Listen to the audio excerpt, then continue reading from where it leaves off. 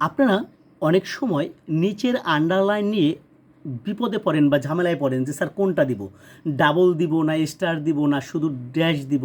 দেখেন আপনাদের আমি একটু শিখিয়ে দিচ্ছি, এই ইন্টার দিলাম, একটা খেয়াল করুন, এরকম যদি ডট ডট তিনটা ডট দেওয়ার পর আপনি দেন ইন্টার ক্লিক করেন, তাহলে আপনি দেখেন এক রেখার একটা আন্ডারলাইন তৈরি হয়ে গেল। আপনি বললেন না এরকম একটা রেখা ভালো দেখাচ্ছে না, আমি দুইটা রেখা চাচ্ছি, তাহলে একটু সমান সমান দিন, সমান সমান দিয়ে আপনি ইন্টার ক্লিক করুন, দুইটা রেখার আন্ডারলাইন তৈরি হয়ে গেছে। এখন আপনি বলতে পারেন না এটাও ভালো দেখাচ্ছে না, আপনি একটু অন্যরকম চাচ্ছেন। অন্যরকম কি চাচ্ছেন, যে আপনি একটু হ্যাশট্যাগ দিয়ে চাচ্ছেন, হ্যাশট্যাগ লিখুন, হ্যাশট্যাগ দেন, এরপর ইন্টার ক্লিক করুন, সুন্দর দেখা হয়ে গেল।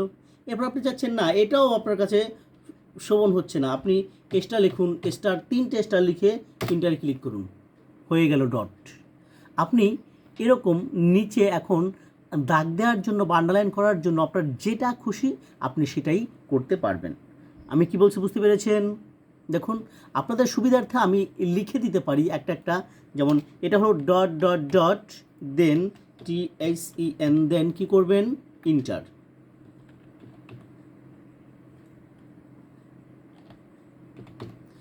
ডট ডট দেন ইন্টার। দেখেন এটাই কি করেছি, তিনটে সমান সমান দেন ইন্টার।